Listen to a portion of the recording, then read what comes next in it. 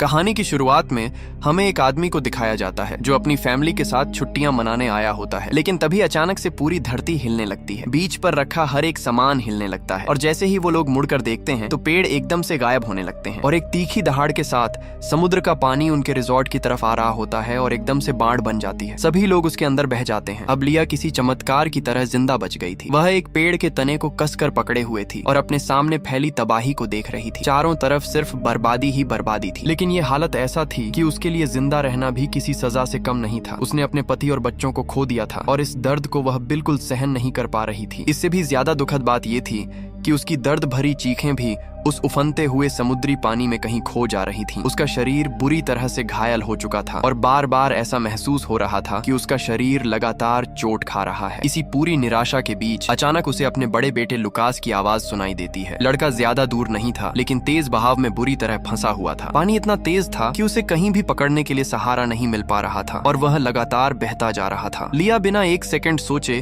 पेड़ का सहारा छोड़ देती है और अपने बेटे को बचाने के लिए उसकी तरफ बढ़ जाती है, लेकिन उसका शरीर उसका साथ नहीं दे रहा था। वह खुद को कंट्रोल भी नहीं कर पा रही थी। फिर भी एक माँ की जिद और हिम्मत के दम पर वह पूरी ताकत लगाकर अपने बेटे की तरफ तैरने लगती है। अचानक वह पानी के अंदर खींच जाती है। उसे अंदाजा भी नहीं था कि पानी के अंदर तैर रही टूटी फूटी लकड़ियां कितनी खतरनाक हो चुकी हैं। तभी एक तेज लकड़ी सीधे उसके शरीर में घुस जाती है और उसे आर पार चीर देती है। उस पल उसे असहनीय दर्द महसूस होता है और अब वह कुछ भी करने की हालत में नहीं रहती, बस लाचार होकर पानी के साथ बहने लगती है। दूसरी तरफ लुकास किसी तरह एक टहनी को पकड़ लेता है और खुद को संभालने की कोशिश करता है। लिया जोर से चिल्लाकर उसे कहती है कि वह वहीं रुका रहे, हिले नहीं, लेकिन लुकास अपनी माँ को ऐसे बहते हुए कैसे देख सकता था। वह टहनी छोड़ देता है और माँ की तरफ तैरने लगता है। दोनों अपनी पूरी ताकत लगाकर एक दूसरे तक पहुंचने की कोशिश करते हैं, लेकिन पानी का बहाव इतना तेज है कि वे चाहकर भी एक दूसरे को छू नहीं पा रहे। तभी लिया को अचानक पानी में एक गद्दा तैरता हुआ दिखाई देता है। वह तुरंत लुकास को चिल्लाकर कहती है कि उसे पकड़ ले। लुकास उसकी बात मानकर गद्दे को पकड़ लेता है और उसी की मदद से दोनों धीरे धीरे एक दूसरे के करीब आने लगते हैं। हालात ऐसे होते हैं कि बस एक पल और वे एक दूसरे को पकड़ लेते। तभी लिया भी गद्दे का दूसरा किनारा पकड़ लेती है। वह पूरी जान लगाकर अपने बेटे का हाथ पकड़ने की कोशिश करती है, लेकिन फिर भी दूरी रह जाती है। दोनों हार नहीं मानते और जैसे ही वे एक दूसरे को पकड़ने ही वाले होते हैं तभी गद्दा अचानक किसी चीज से टकरा जाता है। इस टक्कर की वजह से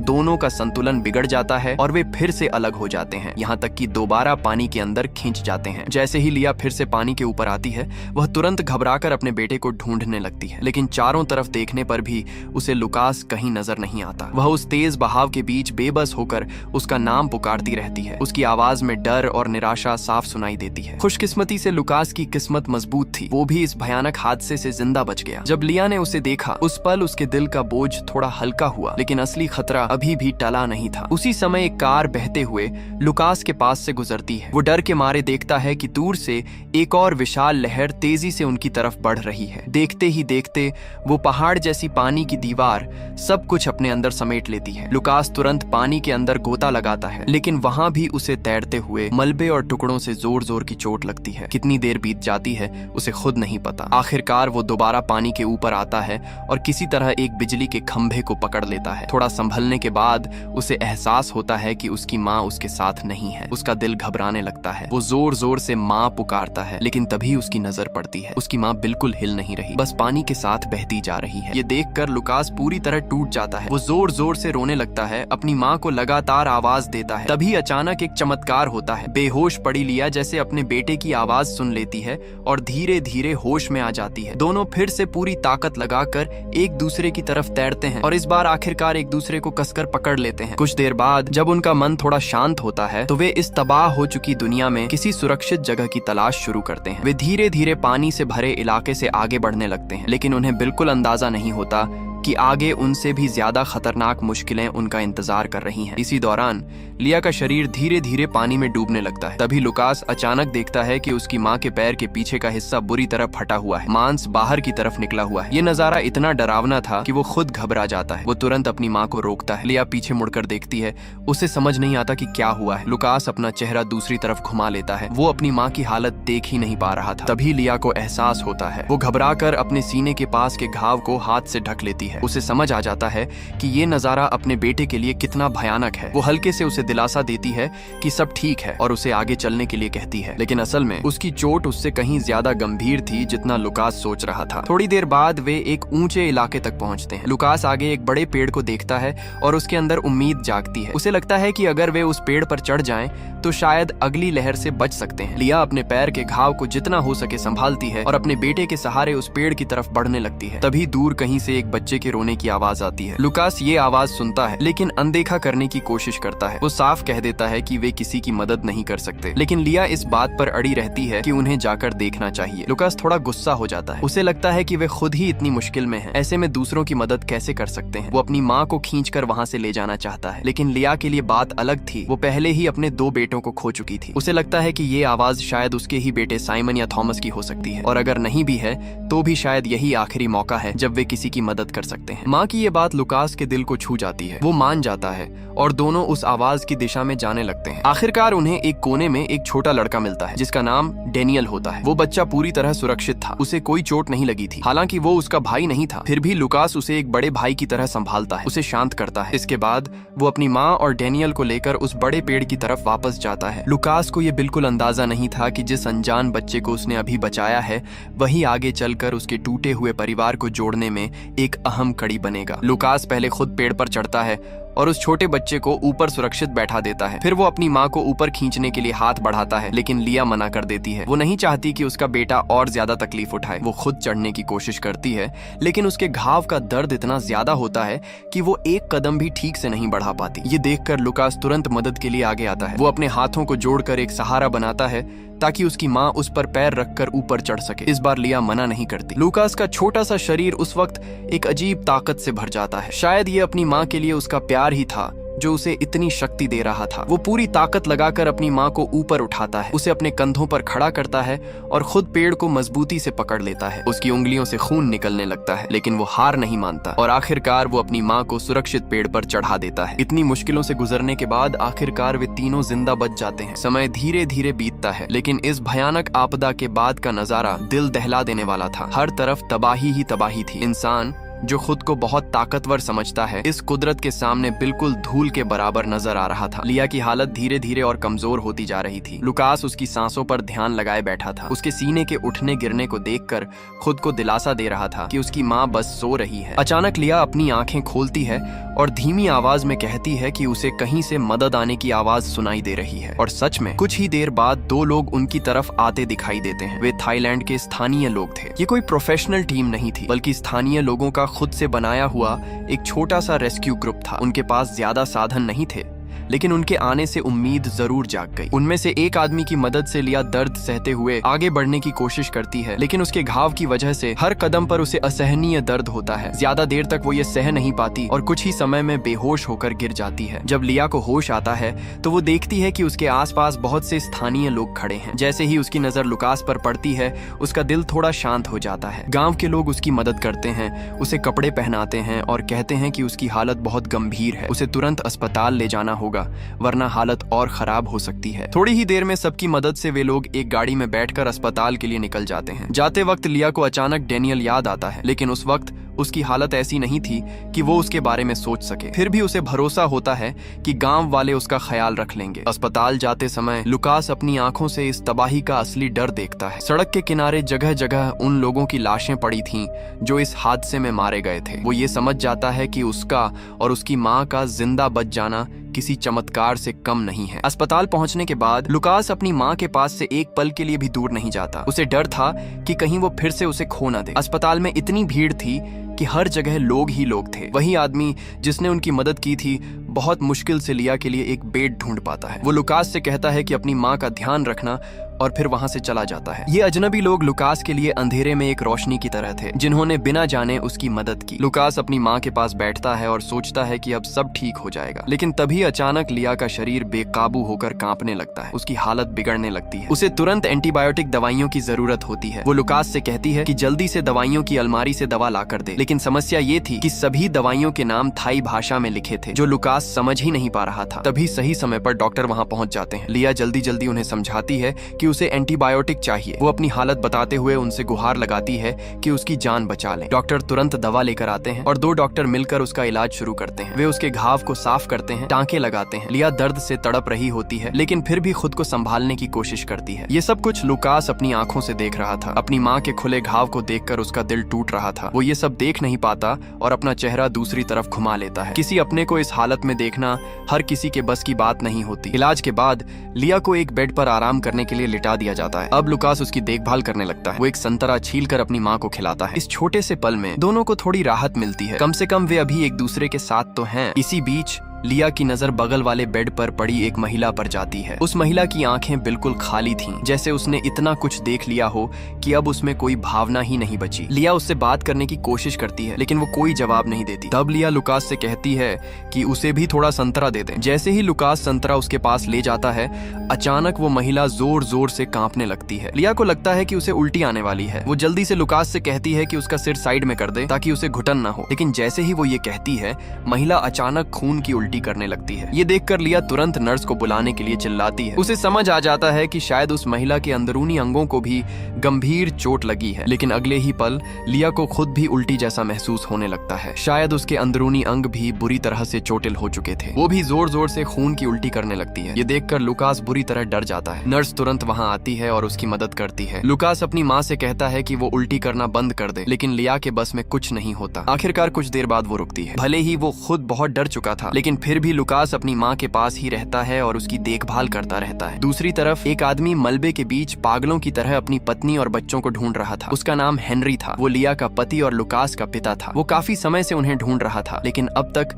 उसे अपनी पत्नी और बड़े बेटे का कोई पता नहीं चला था। असल में वो आदमी पूरे समय होटल के आसपास ही खोज करता रहा था, लेकिन उसकी किस्मत से उसके छोटे दोनों बेटे थॉमस और साइमन सुरक्षित थे। इसलिए वो एक तरफ दोनों बच्चों का ख्याल रख रहा था और दूसरी तरफ लिया और लुकास को ढूंढने की कोशिश कर रहा था। तभी उसे खबर मिलती है कि सभी बचे हुए लोगों को पहाड़ के ऊपर बने एक सुरक्षित कैंप में ले जाया जा रहा है। ये सुनकर वो एक मुश्किल फैसले के सामने खड़ा हो जाता है। क्या वो अपने छोटे बच्चों के साथ सुरक्षित जगह चला जाए या यहीं रुककर अपनी पत्नी और बड़े बेटे को ढूंढता रहे? उसका दिल मानने को तैयार नहीं था। वो सोचता है क्या पता लिया और लुकास अभी भी यहीं कहीं मलबे में हो। अगर वो चला गया और उन्हें नहीं ढूंढ पाया तो? आखिरकार वो भारी दिल से फैसला लेता है। वो अपने 7.5 साल के बेटे थॉमस को कहता है कि वो अपने छोटे भाई साइमन का ध्यान रखे। अंदर से टूटते हुए भी वो यही कर सकता था। वो दोनों बच्चों को एक ट्रक पर बैठा देता है और एक साथ जा रही महिला के हवाले कर देता है। वो उससे वादा करता है कि वो उन्हें जरूर ढूंढकर उनके पास आएगा। जैसे ही ट्रक दूर जाता है, एक पिता का दिल जैसे अंदर से कट जाता है, लेकिन उसके पास रुककर दुख मनाने का समय नहीं था। वो तुरंत मुड़ता है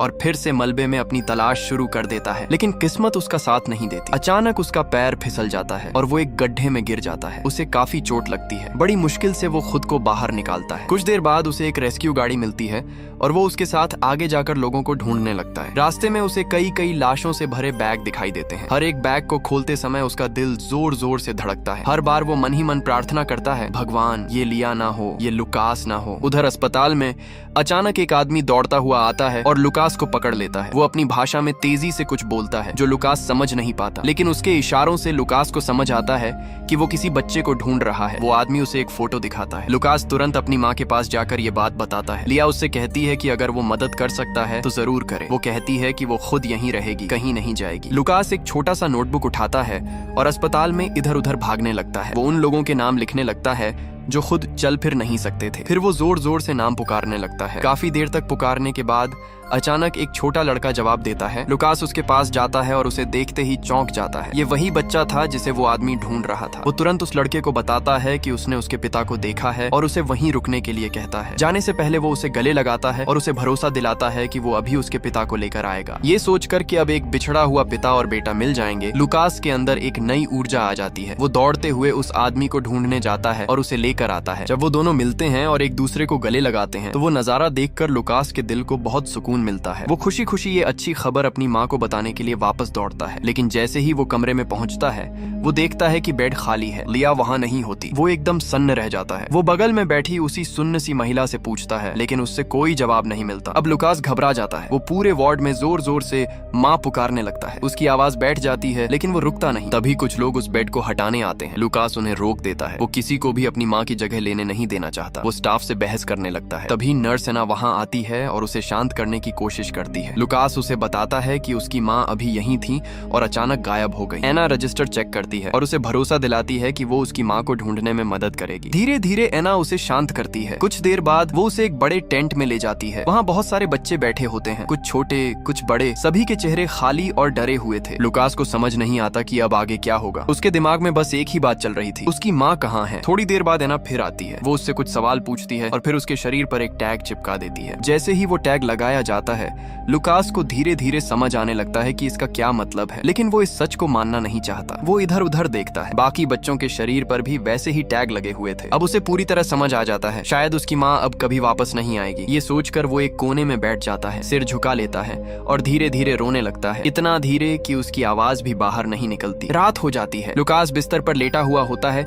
लेकिन उसे बिल्कुल नींद नहीं आ रही होती। वो बार बार करवट बदलता है और उसके दिमाग में सिर्फ अपने परिवार की यादें चल रही होती हैं। तभी नर्स एना चुपचाप आती है और उसे बाहर बुलाती है। वो कहती है कि उसे कुछ चीजों की पहचान करनी है। एक अनजान औरत 3 सामान निकालकर उसके सामने रखती है और पूछती है कि क्या ये उसकी माँ लिया की चीजें हैं। लुकास उन चीजों को ध्यान से देखता है, उन्हें हाथ में लेकर महसूस करता है, लेकिन उसे उनमें कुछ भी अपना सा नहीं लगता। उसे समझ आ जाता है कि ये उसकी माँ की चीजें नहीं है। इसके बाद एना कहती है कि वो उसे एक जगह लेकर जाएगी। जब लुकास को एक बेड के पास ले जाया जाता है और वो देखता है कि उस पर कौन लेटा है, तो इतने दिनों से उसके दिल में जो डर जमा था वो अचानक खत्म हो जाता है। उसकी माँ जिंदा थी। लिया होश में आती है और सबसे पहला सवाल पूछती है, लुकास कहाँ है। दूसरी तरफ लुकास के मन में भी बहुत कुछ चल रहा होता है। वो अपनी माँ से पूछना चाहता है कि वो उसे छोड़कर कहाँ चली गई थी, क्यों उसे ऐसा लगा कि वो हमेशा के लिए उसे खो चुका है। लेकिन जैसे ही वो अपनी माँ को देखता है, वो कुछ नहीं कह पाता, बस उसे कसकर गले लगा लेता है। उस पल में उनके लिए सबसे बड़ी बात यही थी कि वे दोनों जिंदा हैं और साथ हैं। एना पास खड़ी होकर समझाती है कि असल में अस्पताल के रिकॉर्ड में गलती हो गई थी और लिया को किसी और के नाम से दर्ज कर लिया गया था। लुकास तुरंत अपनी माँ की हालत के बारे में पूछता है। एना उसे बताती है कि लिया के सीने का ऑपरेशन हो चुका है, लेकिन उसके पैर का ऑपरेशन अभी नहीं हुआ है। वो बहुत कमजोर है, इसलिए पहले उसका शरीर थोड़ा संभलना जरूरी है। लुकास को पूरा यकीन होता है कि उसकी माँ ठीक हो जाएगी। वो फिर से उसकी देखभाल की जिम्मेदारी उठा लेता है और हर समय उसके पास रहने लगता है। एक दिन जब लुकास अस्पताल के कॉरिडोर में चल रहा होता है, अचानक उसे एक जाना पहचाना चेहरा दिखाई देता है। वो डेनियल था, वही छोटा लड़का जिसे उसने और उसकी माँ ने बचाया था। लुकास उसे देखता है और उसके पीछे पीछे जाता है। वो देखता है कि डेनियल एक आदमी के साथ हंसते खेलते हुए बाहर खड़ा है। वो अपने पिता के साथ था। ये देखकर लुकास के दिल को बहुत सुकून मिलता है। वो खुश होकर ये खबर अपनी माँ को बताने के लिए वापस जाता है, लेकिन जैसे ही वो कमरे में पहुंचता है, लिया उसे अपने पैर दिखाने के लिए कहती है। लुकास का दिल घबरा जाता है। उसे समझ आ जाता है कि उसकी माँ की हालत शायद और बिगड़ गई है, लेकिन वो सीधे सच नहीं बोलता। वो बस धीरे से कहता है कि सब ठीक हो जाएगा। इसके बाद वो चुपचाप एना के पास जाता है और उसे अपनी माँ की हालत के बारे में बताता है। एना उसे भरोसा दिलाती है कि वो जल्दी ही ऑपरेशन का इंतजाम करेगी। दूसरी तरफ हेनरी अभी भी अपनी पत्नी और बेटे को ढूंढ रहा होता है। वो आखिरकार उसी अस्पताल में पहुंचता है। ये उसकी लिस्ट का आखिरी अस्पताल था, लेकिन अस्पताल के बाहर गाड़ी रोकने की इजाजत नहीं होती। ड्राइवर उसे जल्दी करने के लिए कहता है। हेनरी उससे सिर्फ 5 मिनट मांगता है और किसी तरह वो मान जाता है। हेनरी जल्दी जल्दी अंदर जाता है और हर कमरे में ढूंढने लगता है, लेकिन किस्मत फिर उसके साथ खेल खेलती है। उसी समय जब वो नीचे जा रहा होता है, लुकास दूसरी तरफ के दरवाजे से अंदर आता है। दोनों एक दूसरे के बिल्कुल पास से गुजर जाते हैं, लेकिन मिल नहीं पाते। हेनरी ऊपर वाले फ्लोर पर पहुंचता है और हर कमरे में ढूंढता है। उसी समय लिया के बेड के सामने पर्दा खींचा हुआ होता है, जिसकी वजह से वो उसे देख नहीं पाता। लिया उस पर्दे के पीछे से एक जाना पहचाना सा साया देखती है। वो समझ जाती है, लेकिन इतनी कमजोर होती है कि आवाज भी नहीं निकाल पाती। वो बस उसे जाते हुए देखती रह जाती है। उसी समय जब लुकास सामान लेने के लिए लाइन में खड़ा होता है, उसकी नजर अचानक एक बहुत ही पहचान वाली पीठ पर पड़ती है। वो बस एक झलक होती है, लेकिन वो तुरंत पहचान लेता है। वो उसके पिता हेनरी थे। वो तुरंत दौड़ पड़ता है। इसी बीच थॉमस और साइमन को लेकर जो गाड़ी जा रही होती है, वो भी उसी अस्पताल के बाहर आकर रुकती है। साइमन को पेशाब लगती है और वो गाड़ी से उतरकर झाड़ियों की तरफ चला जाता है। उन्हें बिल्कुल पता नहीं होता कि उनका बड़ा भाई उनसे कुछ ही दूरी पर है। लुकास पूरी कोशिश करता है अपने पिता को ढूंढने की, लेकिन वो नजर नहीं आते। उधर हेनरी वापस गाड़ी में बैठ चुका होता है और जाने वाला होता है। थॉमस और साइमन वापस आ रहे होते हैं और उसी पल लुकास जोर से चिल्लाता है, आखिरकार तीनों भाई एक दूसरे को देख लेते हैं और दौड़कर एक दूसरे को कसकर गले लगा लेते हैं। लुकास इतना इमोशनल हो जाता है कि उससे कुछ बोला ही नहीं जाता। उस पल से ज्यादा कीमती उसके लिए कुछ नहीं था। तभी वो ऊपर देखता है, उसका पिता हेनरी उनकी तरफ आ रहा होता है। लुकास दौड़कर उसके पास जाता है और उसे गले लगा लेता है। इतने दिनों का डर, दर्द और अकेलापन सब उसकी आंखों से आंसुओं के रूप में बाहर निकल आता है। हेनरी भी अपने बेटे को कसकर पकड़ लेता है। उस पल की गर्माहट उनके सारे जख्मों को भरने के लिए काफी थी। कुछ देर बाद लुकास अपने पिता को बताता है कि माँ भी इसी अस्पताल में है। हेनरी ये सुनकर एकदम रुक जाता है और फिर लुकास उसे लेकर लिया के पास जाता है। जब लिया अपने पति और दोनों छोटे बेटों को अपने सामने जिंदा देखती है तो उसे यकीन ही नहीं होता कि ये सच है। लेकिन जैसे ही वो अपने पति का हाथ पकड़ती है उसे एहसास होता है उसका परिवार वापस आ गया है। कुछ देर बाद लिया को ऑपरेशन के लिए ले जाया जाता है। परिवार बाहर खड़ा होकर बेसब्री से इंतजार करता है। आखिरकार डॉक्टर बाहर आता है और बताता है ऑपरेशन सफल रहा। इसके बाद वे सभी सिंगापुर के लिए फ्लाइट लेते हैं जहाँ लिया का आगे का इलाज होना था। जाने से पहले लुकास अपनी माँ के पास आता है और उसे एक छोटी सी बात बताता है। वो कहता है कि उसने डेनियल को उसके पिता के साथ खुश देखा। ये सुनकर लिया की आंखों में अपने बेटे के लिए गर्व साफ दिखाई देता है। यहीं पर कहानी खत्म होती है। ये एक सच्ची घटना पर आधारित कहानी है। इस आपदा ने सब कुछ छीन लिया, लेकिन जो नहीं छीन पाई वो थी इंसान की उम्मीद और जिंदा रहने की चाह। ये कहानी हमें दिखाती है कि सबसे गहरे अंधेरे में भी एक छोटी सी रोशनी होती है और वो रोशनी होती है ये एहसास कि मैं अभी भी जिंदा हूँ। आपको वीडियो अच्छी लगी हो तो वीडियो को लाइक एंड चैनल को सब्सक्राइब जरूर करें। मिलते हैं नेक्स्ट वीडियो में, तब तक के लिए बाय।